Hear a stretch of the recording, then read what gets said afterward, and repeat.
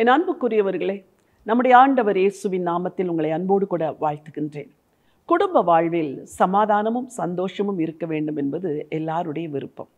ஆனால் பலருடைய குடும்பங்களில் இந்நாட்களில் சண்டைகளும் சச்சரவுகளும் பெருகி கொண்டு வருகிறது. சண்டை இல்லாத குடும்பம் நடத்துவது எப்படி? ஒவ்வொருவரும் அவரவர்களுடைய அனுபவத்தின்படி சில காரியங்களை சொல்வார்கள். ஞானி தன்னுடைய புஸ்தகத்தில் ஒரு காரியத்தை எழுதியிருக்கிறார். உங்களுக்காக அதை வாசிக்க விரும்புகிறேன். இது குடும்பத்தில் மட்டுமல்ல, சமுதாயத்தில், வேலை ஸ்தலத்தில், ஊழியத்தில், எல்லா இடங்களிலும் இந்த வசனம் பொருந்தும். நீதிமொழிகள் 17ஆம் அதிகாரம் 14வது வசனம். சண்டையின் ஆரம்பம் மதகை திறந்து விடுகிறது போல் இருக்கும். ஆதலால் விவாதம் எழும்பும் முன் அதை விட்டுவிடு. வசனம் என்ன சொல்கிறது பாருங்கள். சண்டையின் ஆரம்பம் மதகை திறந்து விடுகிறது போல இருக்குமா? மதகை திறந்து விடுகிறதை எப்பொழுதாவது பார்த்திருக்கிறீர்களா? மேட்டூர் அணையிலே மதகை திறந்து விடுகிறதை நான் பார்த்திருக்கிறேன்.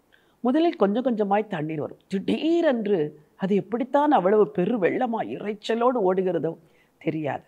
சண்டையின் ஆரம்பம் கூட அப்படித்தான்.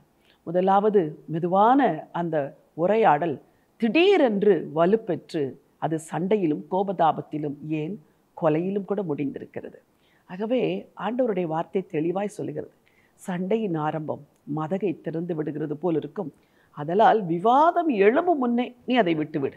உங்களுக்கு தெரியும் இது விவாதமாக மாறப்போகிறது என்று தெரிந்தால் ஆரம்பத்திலேயே அந்த உரையாடலை தவிர்த்து விடுகிறது நல்லது. இதற்கு சற்று தாழ்மை அவசியம். நான் சொல்வதை சொல்லித்தான் ஆவேன், என் நியாயத்தை எடுத்துத்தான் பேசுவேன், இன்றைக்கு கேட்காமல் விடமாட்டேன், இப்படியெல்லாம் பிடிவாதம் கொள்வீர்கள் என்றால் சண்டை மிகுதியாகும், குடும்பம் ரெண்டாகும். ஆண்டவர் தெளிவாக எழுதி வைத்து விட்டார். விவாதம் எழும்பும் முன் அதை விட்டுவிடு. இதில் விட்டு கொடுக்கிறவர்கள் தான் வெற்றி பெறுகிறவர்கள், தாழ்ந்து போகிறவர்கள் தான் உயர்த்தப்படுகிறவர்கள். விட்டு கொடுங்கள், வெற்றி பெறுங்கள், சண்டை இல்லாத சமாதான வாழ்வு வாழுங்கள். அதுவே இந்த உலகத்தில் ஆசீர்வாதம். உங்களுக்காக ஜெபிக்க விரும்புகிறேன். பரலோகத்தின் தேவனே, நல்ல பிதாவே, நாங்கள் சமாதானத்தோடு வாழவே நீர் விரும்புகிறேன். உங்கள் சமாதானத்தை எங்களுக்கு தருகிறேன் என்று சொல்லியிருக்கிறீங்கப்பா.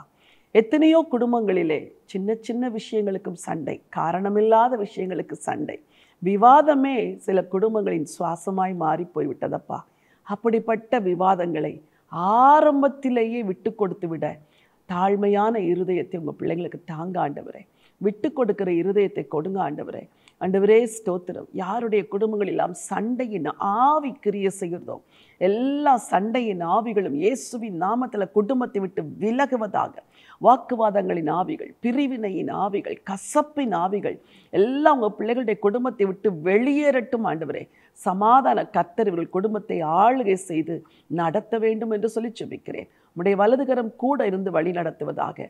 ராஜாதி ராஜா இயேசுவின் நாமத்தில் ஜெபிக்கிறேன் நல்ல பிதாவே, ஆமென். பிரியமானவர்களே, சமாதானமே பெரிய ஆசீர்வாதம். ஆகவே சமாதானத்துக்கு விரோதியான சண்டை வீட்டில் எழும்பும் முன் விவாதத்தை விட்டுவிடுங்கள்.